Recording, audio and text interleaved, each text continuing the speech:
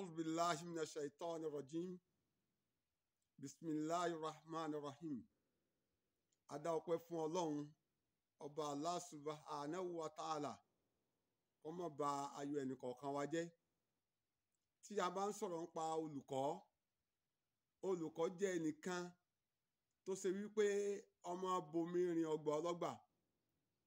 Olùkọ́ jẹ́ ẹnìkan tí ó ṣe wípé ó ń gbìyànjú ní gbogbo ọ̀nà.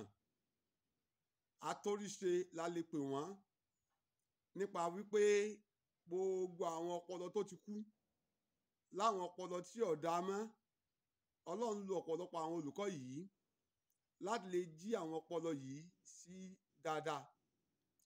Olùkọ́ jẹ́ ni àpọ́nlé láwùjọ. Olùkọ́ jẹ́ ni àyẹ́sí níbikíbi. Gbogbo ibikíbi tá a bá ti rí olùkọ́, a gbọ́dọ̀ máa pọ́n wọn lé ká dẹ̀ máa yẹ wọn sí. Torí wípé olùkọ́ Ọlọ́run ń gbé wọn ga, ó dẹ̀ bọlá fún mímọ̀ nínú Al-Qur'an. Tí a bá ń sọ nípa olùkọ́ jẹ́ nìkan tó ṣe wípé ó mú oríṣiríṣi ìlànà wá láti sọ wípé kí àwọn èèyàn kún ó lè bá mọ ọ̀nà tọ́tọ́ àti ọ̀nà tí ò dáa. Eléyìí ni ó máa jẹ́ okùnfà nǹkan méjì láàrin tí ó dáa àti tí ò dáa. Olùkọ́ onísábàbí dáadáa ni wọ́n.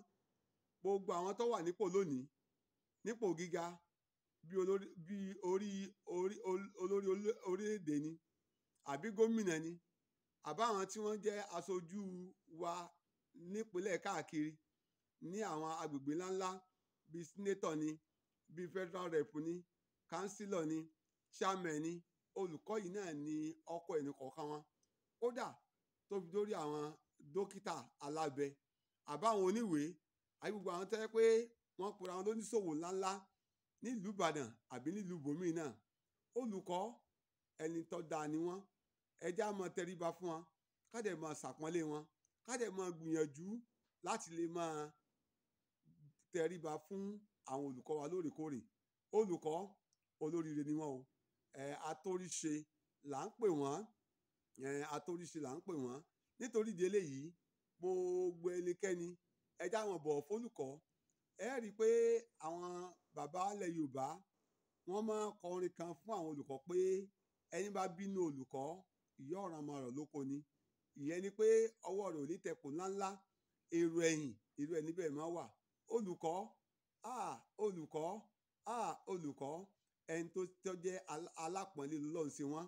Tí a bá wo Al-Qur'an wa wò dáadáa, a ó rí i pé Ọlọ́run sọ̀rọ̀ kan fún Ànábì wa Muhammad sallallahu alayhi wa sallam wípé bisimilahi rahman rahim. Lẹ́yìn ìgbà tá a bẹ̀rẹ̀ pẹ̀lú orúkọ ọba Allah, ọba àjọkẹ́ ayé, ọba àsàkẹ́ ọ̀run.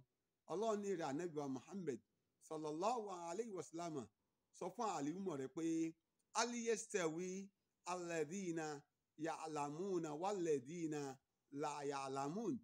Ìjẹ́ alẹ́ fi wéra wọn ẹni tó jẹ́ onímọ̀ àti aláìmọ̀ kan. Ọlọ́run ròyìn àwọn onímọ̀ níbẹ̀ yẹn. Ta ló onímọ̀? Òun náà ni àwọn olùkọ́. Ta ló onímọ̀? Òun náà ni àwọn tẹ́ pé atóríṣe ni wọ́n. Ta ló onímọ̀?